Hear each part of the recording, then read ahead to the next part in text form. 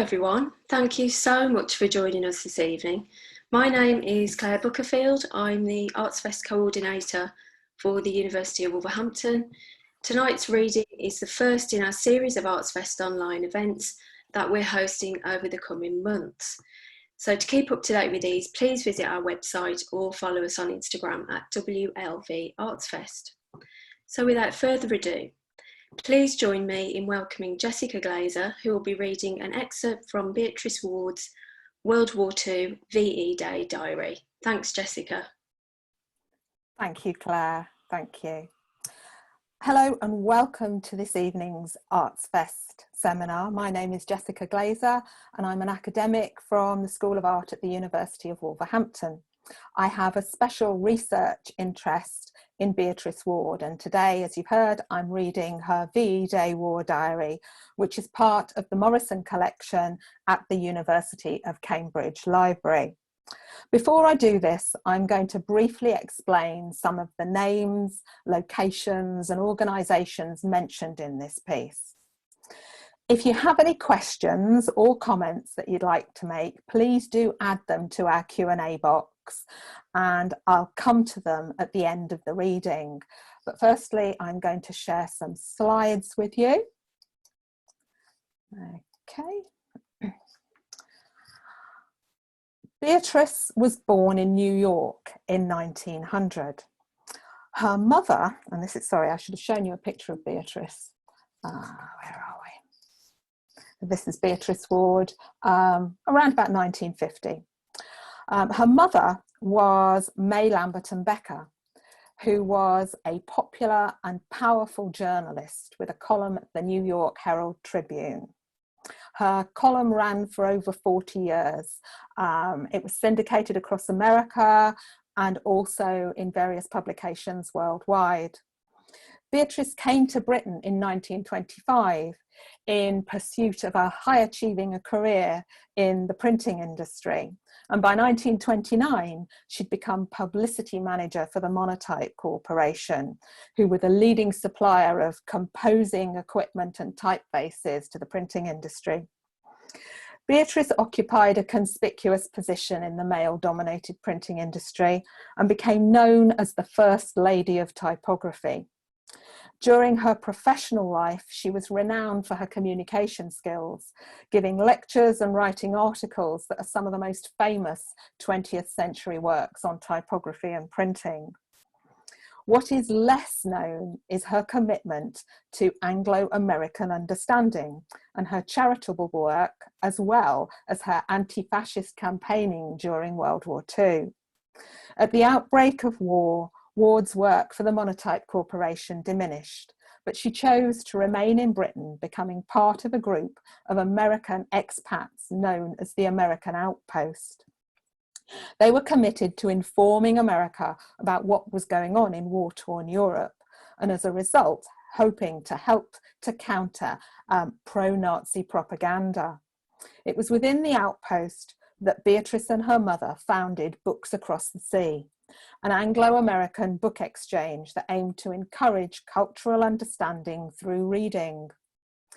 The commercial books trade had ceased during war, and Beatrice recognised that Americans and Britons could no longer learn about each other, and as a result, distrust was being fostered, and Nazi efforts to divide and influence were taking hold.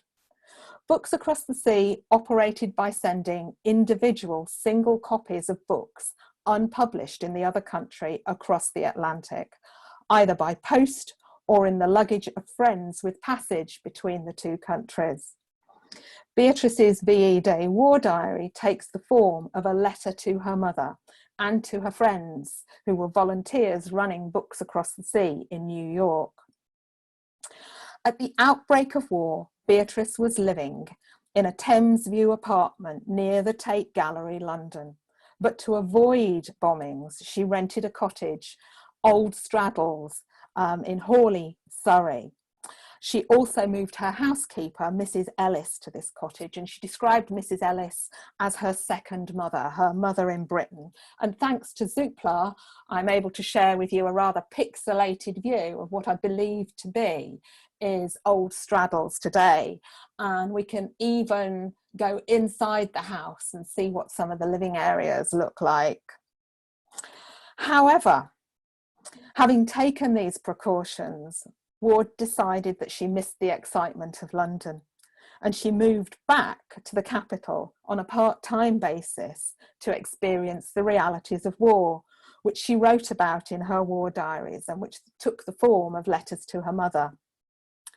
She moved to the Waldorf Hotel. So this is a picture of the Waldorf, I think not long after it opened in around 1909.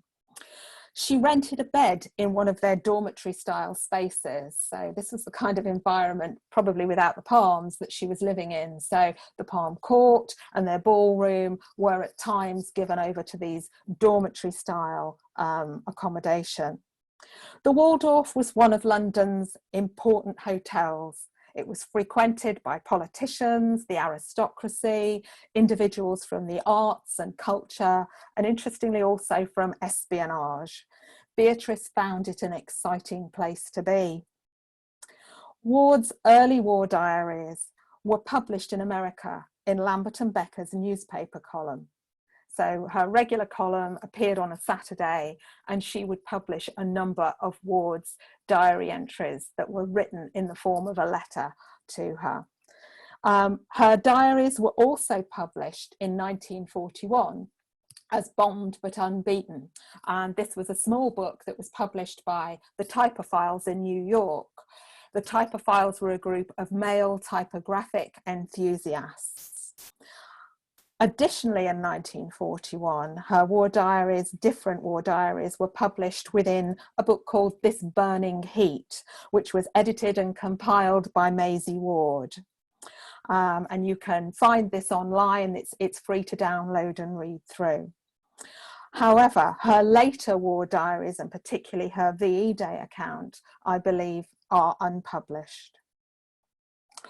While I'm reading the diary entry today, I'm going to show a portrait of Warde drawn by her friend Eric Gill in 1929, which was part of the publication of Bombed But Unbeaten. It's one of the prelim pages from that volume. So here we are. May the 8th, 1945, VE Day. Dearest folks, I must get some of this down on paper for you while it's going on, if only to testify that I'm thinking of you with all my heart. I'm sitting out on my back lawn in a blue satin swimming suit, taking a sun bath. Through the French windows of my living room comes a grimly satisfactory sound. Over the wavelength of a famous German station comes the voice of a BBC German-speaking announcer, repeating yet again the details of what they found at Buchenwald and Dachau. I already know sections of it by heart in German, for of course, during the last few days, we have all been cruising round the dial to hear what the foreign stations were saying. Over and over, that ghastly story has been told, along with the details of the capitulation. Germany is in such a state of chaos that news must get through as it can. The last thing I heard from any Reich station was a reading of disastrous news items at dictation speed. Each phrase slowly echoed word by a second man as he wrote. It summoned up an image of what was going on. All communication smashed. A whole company or regiment depended for its news upon the chance that somewhere someone was writing down what they had been able to catch over the radio.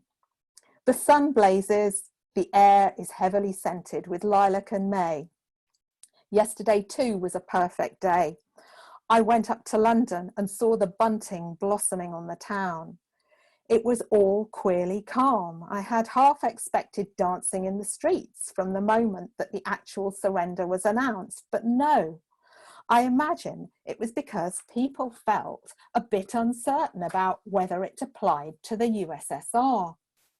No announcement had been made in Moscow, and everybody wanted to be jolly damn sure that the Jerrys were not trying that trick again of surrendering in the West and keeping on in the East. I regret to say that the man in the street is apt to feel that the Russians really know what to do with a Nazi when they capture him. At least everybody realised what the Nazis themselves had made so clear, that it was surrender to the Russians that really mattered. London, which had today been would today be a mass of rubble if Moscow and Leningrad had not drawn off the Luftwaffe, was consciously or subconsciously waiting to hear, in so many words, that Uncle Joe Stalin was scooping in his fair share of German armies.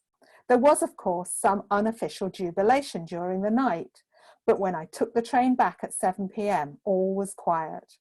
After a sherry at the Waldorf with Barbara Bonner, I had walked down the Strand and through St James's Park, across that most romantic of all bridges. There, at one end of the ornamental water, was the same old glimpse of a corner of Buckingham Palace through the willows, and at the other end, that incredible cluster of little domes and spires formed by the Horse Guards and the buildings of Whitehall. No bomb damage could be seen from there. The thing still looked like a Renaissance allegorical painting of Jerusalem the Golden, mirrored in the green water. As I looked, a great swan rose off the water and flew along its length, soaring up over the low bridge. All the lawns were dotted with soldiers and airmen and their sweethearts, 2 and 2, on the warm grass. But I fancied a difference now from the old home on leave embraces in which they seemed to hide in each other's arms. Now they were staring at each other, the man resting on his elbows to gaze in the girl's eyes. It's touching to see how lovers avoid each other's eyes in wartime, as if they didn't want to see the fear and the anguish. I've seen so many soldiers being seen off at Victoria this year. Last night, a very queer thing happened, a repetition of the tropical thunderstorm which broke over London on the night of September the 3rd, 1939. There has been nothing at all like it since, until last night. It didn't touch Hawley, we didn't even hear the thunder, but the sky over London was ripped by huge flashes of so spectacular that I thought it might be some secret anti-aircraft device being let off in celebration. What with the glow of a number of bonfires and those terrific blue-white flashes, it reproduced much of the effect of London in her finest hour. Did you hear Churchill's broadcast and the rejoicings, particularly the bells of Coventry wanging away in the remaining tower of the destroyed cathedral? At the moment, the BBC is waltzing us all over England, interviewing people at random, in the crowds in different cities and towns, asking them how victory affects them and how they propose to celebrate. In Piccadilly Circus, a man from Balham said that it meant that he could put his baby daughter to bed without worrying about bombs, and as his celebration, he was going to help give the baby her bath. It's charming to hear the ordinary average man and woman telling what it means to them to have Jim home for a while anyway, before he goes to Burma. And improvising all sorts of good sentiments in local Doric, with a background sound of crowds roaring, bells ringing and steamboat whistles bellowing. At 8:30, I went up the lane to the Tars with a spot of Greek brandy, and we tried to convince each other that it was really over. We heard the King's speech, and while it was going on, the whole western sky was covered with a most spectacular sunset, vistas of golden clouds at the centre of shafts of light raying up from them, forming vast V's. We walked down Haroldseay Drive, an absolute bower just now, with every chestnut tree in full flower, the may hedges a solid drift of white blossom, and the grass verges foamy with hedge parsley, Queen Anne's lace. And along the Balcombe Road in the warm twilight, the pink clouds all along the horizon. And when we reached the Cottenham Arms, we found it crowded to the doors. Light was streaming out of its pretty bow windows. And in the little driveway, 5 or 6 children were swooping round and round on bicycles, just like swallows, miraculously avoiding collisions with each other and the crowd. Inside, everybody was chattering and laughing, and they were beginning to sing. We found Mrs. Ellis along with her cronies, and she told me that the woman who was wearing a paper cap over her bonnet and shrilling out Albert Chevalier songs was a regular Cockney, who'd come down from London after her whole family and house were wiped out in the bombing.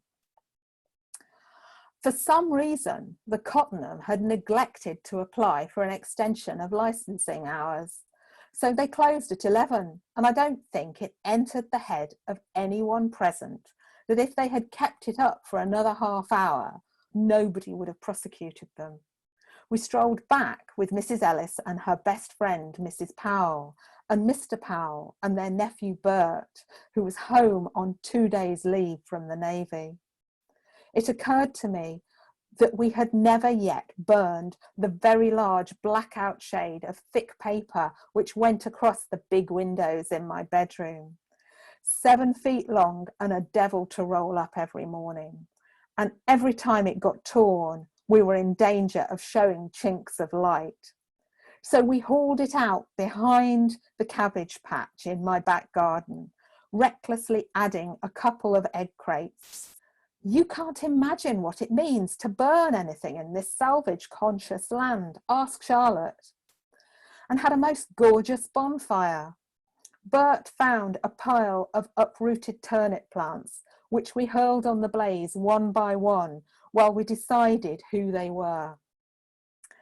Hitler, Goebbels, Goering, Himmler, Streicher, Kramer, Laval, Quisling, Tojo. We had plenty of turnip plants and plenty of names for them. Bert said, when the smoke goes straight up, it's taking the thanks up. Off to the northwest, 1,000 searchlights began weaving and circling in their silent victory dance. Along the back gardens of Castle Drive, there were several other bonfires, and we joined in each other's songs and cheers. Someone would imitate the air raid warden shouting, "Put out that light!" And we'd all roar, though actually it still seemed queer to be showing a naked light at night after 5 years in which even lighting a cigarette outdoors after blackout was dangerous. We went back into the living room and danced impromptu breakdowns. And when the midnight news came on, I went out onto the back lawn, and dear John followed me out and said, "It's nice to come out here and think about May Lamberton Becker, isn't it?" All over Europe, they were sounding the ceremonial ceasefire. The roaming searchlights came on one by one into a transection that lit the whole sky. I could see the smoke of our bonfire mounting straight up to the sky. Dorothy showed the Powells the portrait which has place of honour over my fireplace and said, "That's Mrs. Becker, and it's just as if she were here with us tonight." Whenever people in this island celebrate anything, they always begin and end with toasts to absent friends. And you folks in New York may be very sure that you were with us in spirit over the feast. We didn't send any cables because all of the lines were needed for messages to and from the forces, but we knew the old thought waves would be working in both directions. May it be a fine omen that Dr. Joseph Goebbels, most subtle and deadly prisoner in history, perished by poison. The evil that he did lives on. We of Books Across the Sea form part of the intellectual decontamination squad that will have plenty of work for years to come. We shall soon know which side won the war. If any German political prisoners staggering out through the gates of Dachau are met outside those gates by the cry of "to hell with all Germans," then the Nazis will have won the war. They could have no greater triumph than that of having converted us to their heresy of generalizing about races and nations. 2 million Germans passed through such camps as Dachau for educational months before 1939. We shall have plenty of chance to find out which side won, according to whether race persecution waxes or wanes during the next year or so. But the comfort is that one cannot talk of any final winning or losing of the ideological battle. The cynics and race haters will never surrender unconditionally, but on the other hand, they can never win hands down. Affectionate greetings to you all, B. Thank you very much for that. After the war, I hope you enjoyed that reading and found it thought-provoking and interesting. After the war, Beatrice Warde returned to her work for the Monotype Corporation, and her duties included visiting art schools and printing colleges around the country. And at the University of Wolverhampton, we have a strong link with her because one of the first institutions she visited post-war was the printing school in Wolverhampton. She came to lecture to students, to look around the college, and also to distribute prizes. She was very impressed by the standard of education given within the printing school. She was impressed by the facilities, which included monotype equipment. She enjoyed meeting the students, and she held the staff in high regard for their professional abilities. I think now I'm going to go back to Claire, who will be able to share some of the questions and comments that perhaps we have had, and I will just stop screen sharing at this point. There we go. Okay, so we have a couple of questions here. How long had Beatrice been in England before the war? Her use of the term back garden instead of backyard or back lawn is unusual for an American.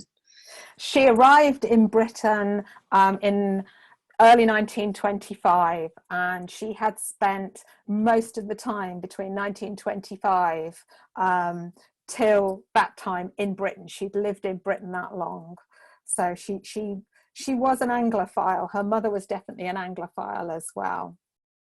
Okay, there's another question here that said, did she ever visit Germany at all? I think she visited Germany pre-war and possibly post-war as well for her work for the Monotype Corporation. So she would visit printing companies, publishing houses as well. But interestingly, just before the war, she was offered a job to become a journalist reporting from inside the press pack, the American press pack in Germany. So this was within the 1930s, and she was offered this opportunity to go and report on the political situation in Germany. And it was an opportunity that she turned down. Okay, so we have another question here, actually more of a comment as well. Thanks, Jessica, very interesting. Beatrice's comments on racism are quite topical still, sadly. Yeah. Was she doing anything typographical during the war? She continued to work for the Monotype Corporation a little bit. I think she was probably on some form of retainer, so she was still working for them. And a lot of her work before the war, she kind of linked in, well, some of her work from before the war, she kind of linked into her wartime activities. So one of her most well-known pieces, which is Inscription for a Printing Office, became a key text for her during the war. It became symbolic of freedom of expression, and she produced 2 or 3 different variants of this and encouraged her printing colleagues and printing students to reproduce this document and to hang it on their walls so that they remembered what a valuable role they played in disseminating ideas and in perpetuating freedom of speech.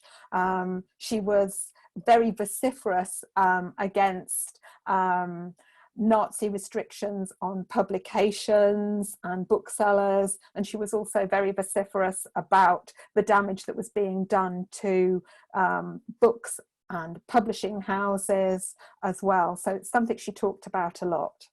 Okay, thank you, Jessica. It was really interesting to hear about the celebrations firsthand, as we tend to hear more about diaries during the war rather than the end of it. Did she continue with her letters to her mother as a column feature after the war? She continued writing to her mother for a little while after the war. So there is a VJ Day war diary, and there are a few in between. She continued corresponding with her mother until her mother moved to Britain in the 1950s. Her mother retired in the 1950s and came to live with her daughter in Epsom, by which time they bought a house together. But they weren't framed as a diary, so the correspondence wasn't framed as a diary, but she was a prolific letter writer throughout her life, because her mother lived in New York, because Beatrice was living in Britain. She corresponded regularly, and a lot of those letters are in the Cadbury Research Library at the University of Birmingham in their Beatrice Warde collection. There are others in the Morrison collection at Cambridge University Library, and there are some at the St Bride Library as well in London. There are also some in private hands too. Right, is her diary available online? Her diary isn't available online other than in This Burning Heat. So if you Google This Burning Heat published by Sheed and Ward, there is an online version of that. So that's a kind of select number of her diary communications with her mother. Bombed But Unbeaten is available as a facsimile copy through Amazon or other good booksellers. And it also has other elements within it of her wartime charitable work. So it isn't just her war diaries, but there are other elements of her charitable work that are covered in that particular volume. Hi Jess, really interesting reading. Do you know if she had much to do with Ditchling community? I believe Eric Gill lived there.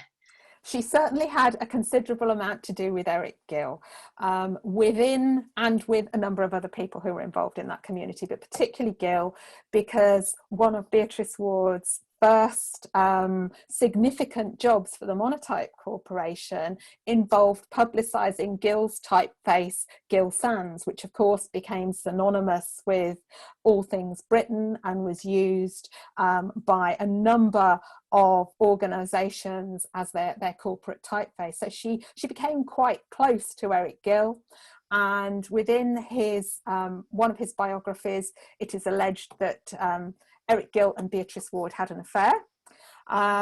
So she was quite closely contacted with Eric Gill. Okay, another question here. I think the Waldorf is near the Strand. Did it get bombed while Beatrice was there? I am not aware that it got bombed while she was in residence, no. But I think she chose that hotel because it was an American hotel, and a lot of her charitable endeavours, if there were events, so for Books Across the Sea, they would have things like book receptions where they would discuss which books they were going to recommend and send to the American arm of their organisation. They would have book receptions, and they had some at the Dorchester. I think they had some discussions at the Waldorf as well, but a number of her other charitable events. So she was involved setting up an organisation that promoted the interests of evacuees' families, the British evacuees that were sent to America. They were promoting the interests of the families and representing the families, and this organisation was called the Kinsmen, and they used the Waldorf.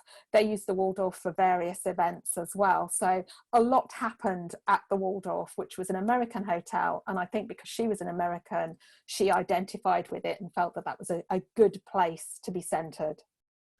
Okay. Did Beatrice ever broadcast on the radio? Yes, she did. According to the BBC archive in this country, they haven't got any wartime broadcasts of hers. They haven't got any evidence of that. But there are a number of broadcasts that she participated in. So you can Google Beatrice Warde on the BBC, and there'll be a couple of things that come up. But during wartime, she actually spent 2 years in America. So she didn't spend the whole of her war years in Britain. She spent 2 years in America, going across the Atlantic on one of the very few kind of passenger boats, which was actually, I think it was a small cargo boat that took passengers, and it departed from Wales, somewhere in Wales, and it went up into Canada. And she spent 2 years back in New York lobbying. So she became a political lobbyist at that time. And while she was there, she made 25 radio broadcasts. She wrote them. I believe she participated in them. And I understand that some of them were based on her war diaries. But I haven't been able to track any recordings of them down. Okay. How did you find out about Beatrice, and how does it fit into your broader research interests? Beatrice Warde has become the centre of my research for a PhD study, which I'm working on at the moment. I am very interested in the power of typography to communicate with us, the verbal language of typography, the visual language of typography, and how it communicates with an audience, and how you are able to change opinions using typography. And Beatrice Warde is fundamental, has become fundamental to our understanding of typography, particularly in Britain. So that's how I came to Beatrice Warde, and we're fortunate enough in the West Midlands to live very close to her archive at the University of Birmingham at the Cadbury Research Library. And this is a relatively new archive which was established in 2010. And it's a very sizable collection of her papers.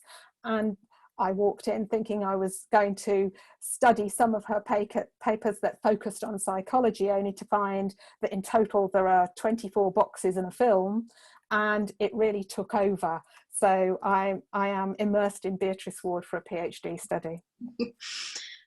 Is there a biography of Beatrice, and if not, why don't you write one? Oh, thank you. Who knows? I very well might do. In the end, there is so much to be said about Beatrice Warde and her work. There is an existing biographical PhD that was it wasn't published. It was released in 2005 by Dr. Shelley Grundler, whose PhD was undertaken at Reading University. So if you have access to PhD thesis online, you can Google Beatrice Warde, and there is this biographical PhD thesis of Beatrice Warde available online. Okay, thank you, Jessica. With her multitude of roles, interests and activisms, what do you think she would likely to be best remembered for? I think she is probably best remembered for her work in the printing industry, and particularly for a number of her writings, one which is known as The Crystal Goblet, in which she argues that the style of typography should not overshadow the meaning of the text. She used a crystal goblet containing wine as a metaphor for that idea, and she is exceptionally well known for that particular text. With all the research that I've done, my personal favourite area of her work is her wartime work. There is so much that is unknown about Beatrice Warde's endeavours, and the amount of work that she undertook during wartime and the legacy of that work is just unknown due to the circumstances of her death, because she died without leaving an up-to-date will. She died unexpectedly, and documents which she had intended to form an archive were kept safe until 2010, when they were gifted to the University of Birmingham. And really all of these documents are now only coming to light. So her wartime work is really only starting to be investigated now. But her work for Books Across the Sea, which was quite a phenomenal organisation, and I just had to write this down so that I'd be able to share it with you. By 1945, Books Across the Sea had 2,000 members in Britain and America. But by it continued, it lasted after the war. So even though the American Outpost, which was the organisation within which it sat, ceased at the end of the war, Books Across the Sea continued within the English-speaking Union. And Warde remained at the helm of the organisation. She was very closely involved. It was quite a well-known organisation. Its president in Britain was T.S. Eliot, who was a great friend of Beatrice Warde. And at the end of the war, they opened a reading room at South Audley Street Library, which is now a registry office. And then if you wanted, you could get married in the Books Across the Sea reading room now. But T.S. Eliot was their president. The reading room was opened by Eleanor Roosevelt, who I think was linked to Beatrice Warde because Warde had this connection with the charity to do with evacuees, the kinsmen that she helped to establish. But by 1978, which was 9 years after Warde's death, Books Across the Sea had 70,000 members. It had 160 branches in countries including Britain, the US, in Canada and in India. So it became a really sizable organisation, and it's an initiative that still forms part of the English-speaking Union. Thank you. I think that covers off a couple of our questions, actually. Thanks, Jessica. How well did she get on with T.S. Eliot, who was also obviously closely associated with Books Across the Sea? I think they got on quite well.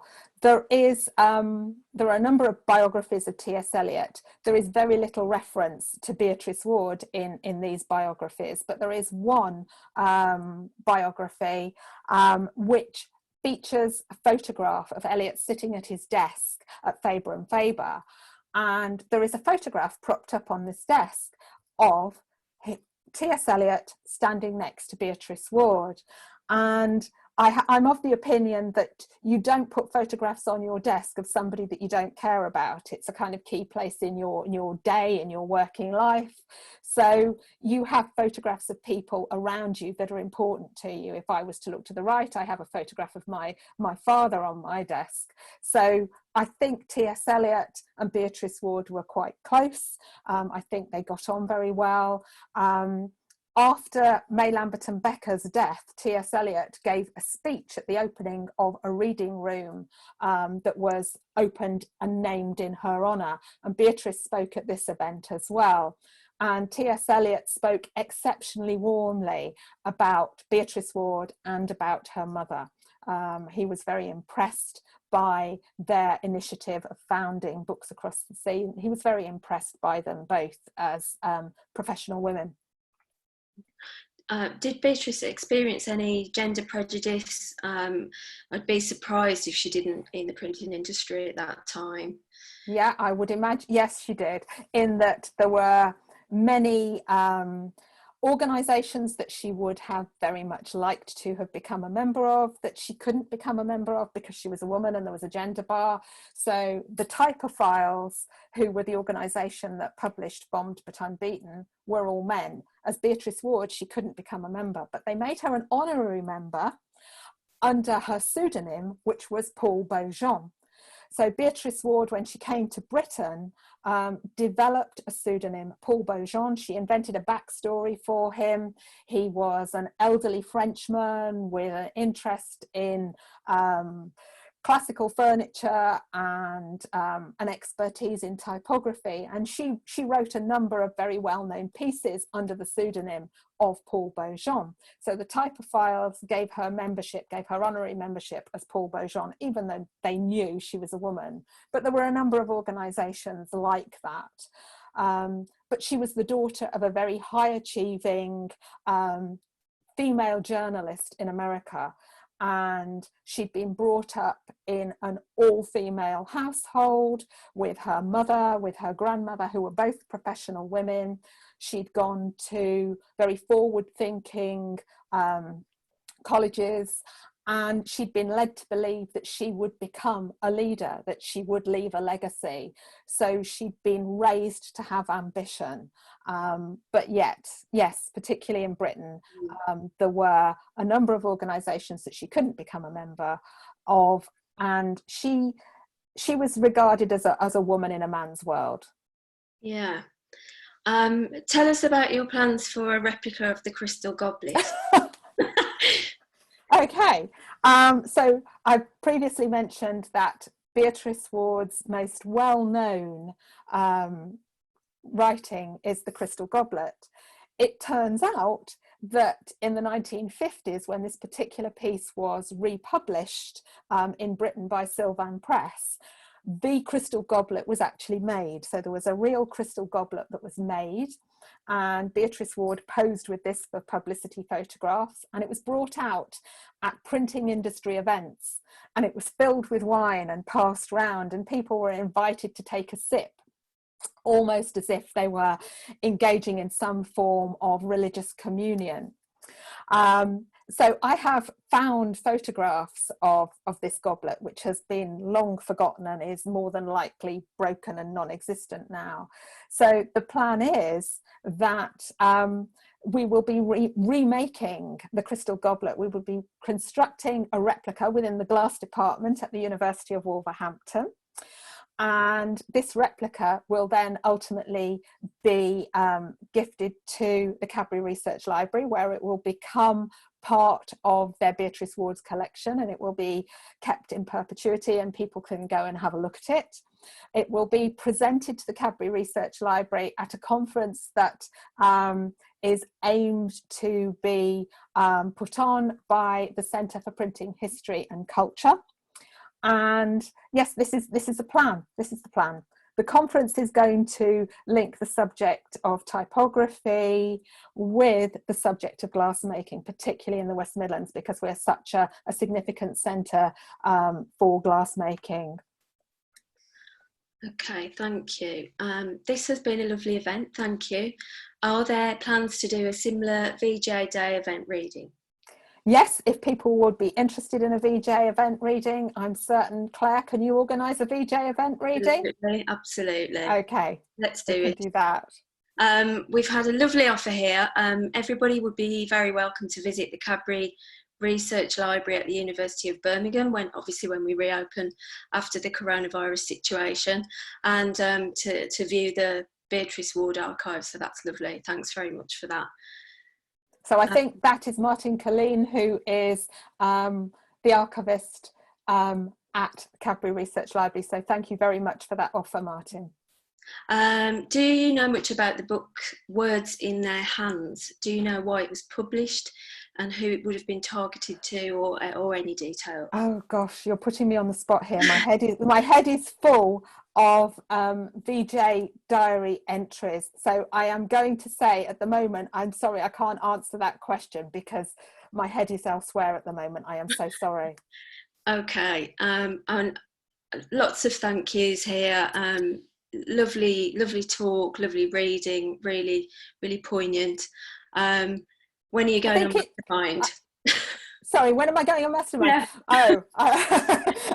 I don't think so. I'm so glad that people, I'm so glad that people have enjoyed the reading and they've got something from it, because she's a fascinating character and she is really only well known within the printing industry, within the graphic design world, within the typography world, and she was such a complex character and had such an interesting life that hopefully my PhD in combination with Dr. Shelley Grundler's work will start to draw more attention to her, because she was such a significant person and she's been so influential to us all, particularly through her work on typography. That's great. Thanks so much. Such great questions. Thank you. Is there anything else you want to add to that, Jessica? No, just to thank everybody for coming today, and I'm delighted that people seem to be finding Beatrice Warde's VJ Diary of interest. Thank you very much. Thank you, Claire. Thank you. Okay. So I'll just round off with a huge thank you to everybody for sending in such interesting questions, and a massive thank you to Jessica for that really, really interesting reading. We've certainly got to do another one, I think. Just to let you all know, the next ArtsFest online event will be on the 24th of June, featuring Black country poet Liz Berry in conversation with artist Tom Hicks. This can be booked through Eventbrite, and we hope to see you all there. Thanks very much.